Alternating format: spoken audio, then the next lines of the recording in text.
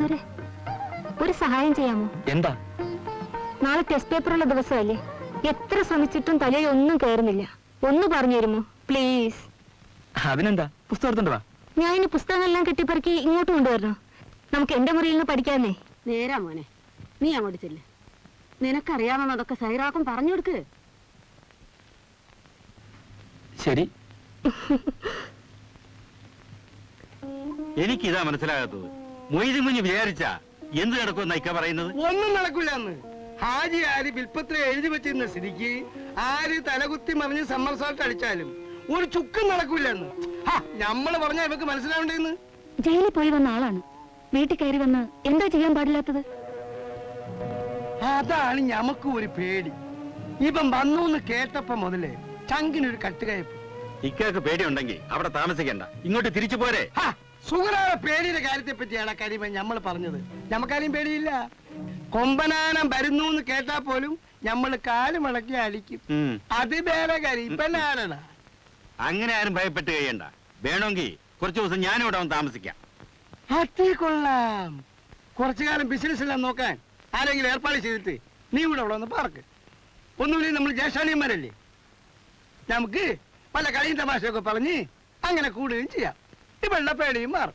കുറച്ചു നാളായി വേറൊരു കാര്യം ഞാൻ ആലോചിക്കുകയാണ്. 3-4 കുടുംബക്കാരുമായിട്ട് സംസാരിച്ചും വെച്ച് അതിൽ ഏതെങ്കിലും ഒന്ന് തീർച്ചപ്പെടുത്തി സൈനയുടെ കല്യാണം ഉടനെ നടത്തണം. നീ നമ്മളെ ഓൺ ബ്രദേഴ്സ് തന്നെടാ.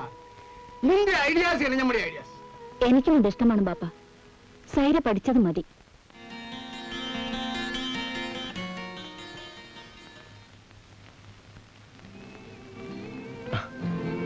മൻസൂർ ഇത്രയ്ക്ക് അരസേനാണോ? ഇങ്ങനെ ഉറക്കം തൂങ്ങി ഞാൻ കണ്ടിട്ടേ ഇല്ല. ഇത്രയും സമയം ഉറക്കം വെച്ച നീ ശീലമില്ല. ഇനി നാളെ രാവിലെ പഠിക്കാം. രാവിലെ വേറെ പലതും വായിക്കാനുണ്ട്. ഇന്നത് പഠിക്കാതെ കിടക്കാൻ പറ്റില്ല. എങ്കിൽ സൈര തനിച്ചിരുന്ന് പഠിച്ചോളൂ, ഞാൻ ഉറങ്ങാൻ പോണു. ഏറിയാൽ 12 മണി വരെ. 1 hour more പ്ലീസ്. 12 മണി വരെയല്ലേ? സാരില്ലട മോനെ, പറഞ്ഞു കൊടുക്ക്.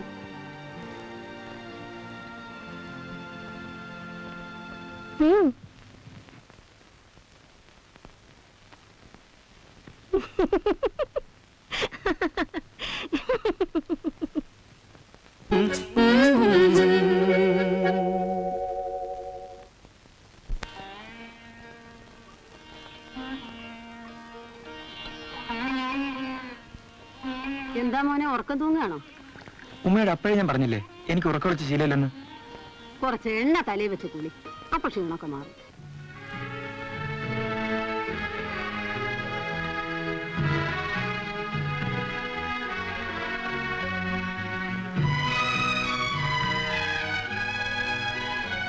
ദുർവാശി പിടിച്ചാലോ സൈര? എങ്ങനെ നോക്കിയാലും നമുക്കൊത്തണങ്ങി പോകുന്ന ഒരു കല്യാണാലോചനയാണ് വല്ലിപ്പോ കൊണ്ടുവന്നിരിക്കുന്നത്. അല്ലെന്നൊന്നും ഞാൻ പറഞ്ഞില്ല. പിന്നെന്തേ നീ ഇത് വേണ്ടെന്ന് പറയേ?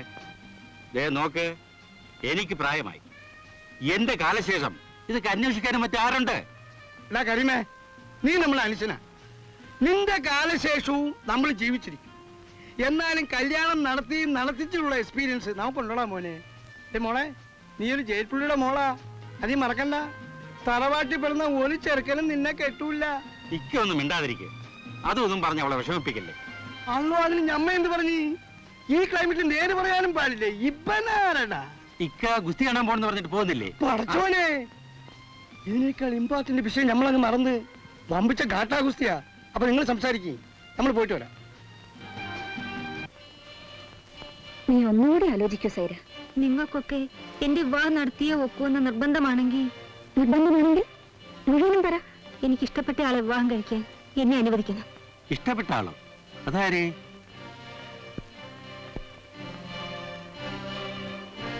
എന്താ ഒന്നും മിണ്ടാത്തത്? ആരെയും നീ പറ.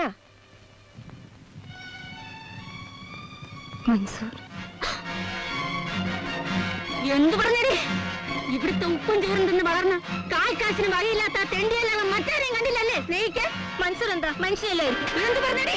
നിന്നെ കൊന്നാളെ ഒറ്റയ്ക്കായോ?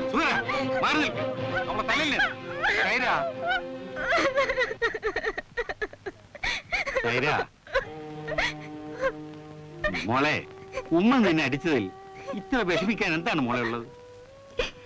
എനിക്ക് വിഷമമൊന്നുമില്ല. അടിച്ചോട്ടെ, എന്നെ കൊന്നോട്ടെ. അങ്ങനെയൊക്കെ പറയല്ലേ മോളെ.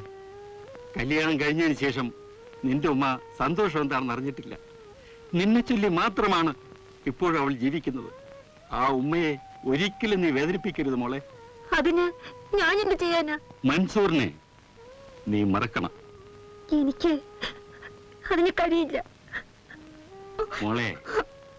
മൻസൂറിനേക്കാൾ യോഗ്യനായ തറവാട്ടുകാരനായ ഒരു പയ്യനെ എന്റെ മോക്ക് കിട്ടും. പക്ഷെ അയാൾ എന്റെ വയറ്റിൽ കിടക്കുന്ന കുഞ്ഞിന്റെ ബാപ്പയാവില്ല. എന്ത്? അതെ വലുപ്പ, ഞാനൊരു ഉമ്മയാവാൻ പോവാണ്. നിന്നെ ചോറിന് നന്ദി കാണിക്കാത്ത പെണ്ണി, നിന്നെ കൊല്ലും. ഇങ്ങനത്തെ പോലെ എനിക്ക് വേണ്ട. ഇങ്ങനത്തെ ഒരു പോക നിനക്ക് തന്നല്ലോ റബ്ബേ. അടിക്കില്ലേ? അവന് കുറെ ദേഹത്തിന് ഒലിപ്പിച്ചുകൊണ്ടൊന്നും കാര്യങ്ങൾക്ക് പരിഹാരമാവില്ല. സുഹൃ, ഞാൻ പറയുന്നു നിങ്ങൾക്ക്, ബാപ്പ പറ. സൈര ഗർഭിണിയാണെന്നുള്ള കാര്യം മറക്കരുത്. നാട്ടുകാരെ വിവരം അറിയും മുൻപ് ഇതിനൊരു പരിഹാരം കാണണം. മൻസൂറിനെ അവളെ നിക്കാഹ് ചെയ്തു കൊടുക്കണം. എന്റെ റബ്ബേ, കരഞ്ഞിട്ടും പിഴിഞ്ഞിട്ടും ഒരു കാര്യമില്ല. കാര്യം വേഗം നടത്തണം. ഇക്കാര്യത്തില് ഒരു കുഞ്ഞിന്റെ അടുത്ത് നമ്മൾ പോവില്ല. പിന്നെ ഞാൻ പോകണമെന്നാണോ? സൈര ഗർഭിണിയാണെന്നുള്ള വിവരം ഇക്കെ അറിയിക്കാനും പറ്റില്ല. നാട് മുഴുവൻ പറഞ്ഞിട്ട് കിടക്കും. വേറെ എന്താണ് ഒരു ബൈ? അങ്ങനെ ആരുടെയും കാല് പിടിച്ച് കല്യാണം നടത്തണ്ട. അല്ലാതെ തന്നെ നടക്കുമെന്ന് ഞാനൊന്ന് നോക്കട്ടെ. അതാണ് നമ്മളും പറയുന്നത്. വേണ്ടി വന്ന ഒരു വേൾഡ് ബാർ തന്നെ നടത്തും. എന്നാലും വിട്ടുകൊടുക്കുന്നത് ഒരു ഒരു ഒരു ഒരു ഒരു ഒരു ഡിഫിക്കൽറ്റീസ് ആണ്. ഇക്ക ഒന്നും മിണ്ടാതിരിക്കെ. ഇതൊന്നും അത്ര എളുപ്പമുള്ള കാര്യമല്ല. ബാപ്പ ജീവിച്ചിരിപ്പുണ്ടെങ്കിൽ ബാപ്പ തന്നെ നിക്കാഹ് ചെയ്തു കൊടുക്കണമെന്നല്ലേ മുസ്ലിം നിയമം. അതാണ് വേറൊരു ഏനക്കേട്. ഞാനൊന്ന് ചോദിക്കട്ടെ, ഒരു ബാപ്പ അതിന് തയ്യാറായില്ലെങ്കിൽ ജീവിത അവസാനം വരെ ഒരു മകള് കല്യാണം കഴിക്കാതെ നരകിച്ച് മരിക്കണമെന്നോ?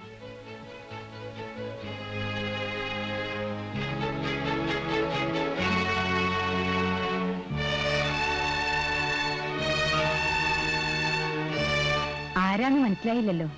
ഞാൻ ബാപ്പയെ കാണാൻ വന്നതാണ്.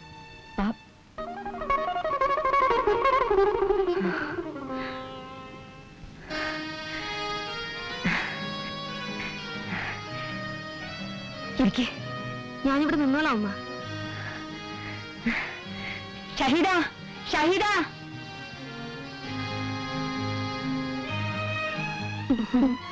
വരൂ.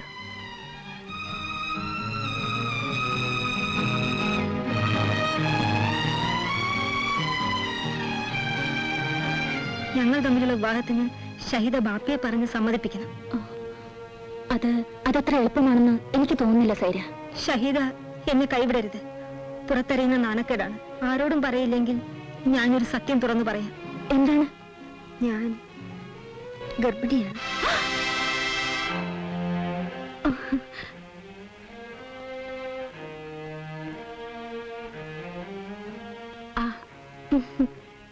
സൈര സമാധാനമേ ഇരിക്കൂ. മൻസൂറുമായുള്ള നിന്റെ നിക്കാഹ് നടക്കും. ഉടയതമ്പുര നടത്തും. ഷഹീദ വേണം എന്റെ കയ്യിൽ മൈലാഞ്ചിയുടെ.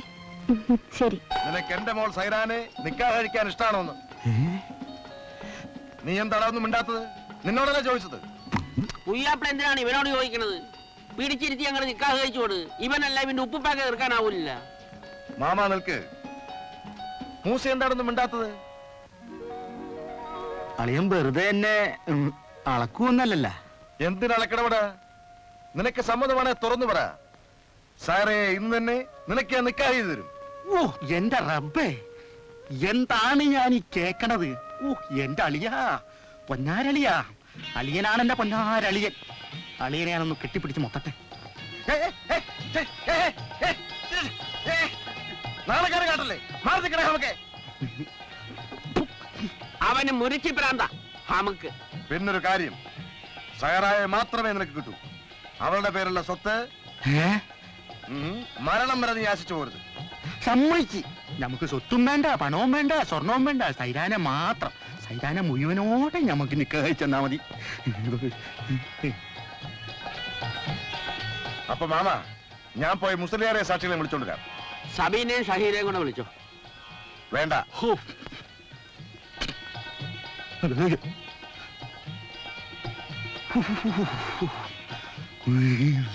ഇവിടെ വാടാ നമുക്ക്.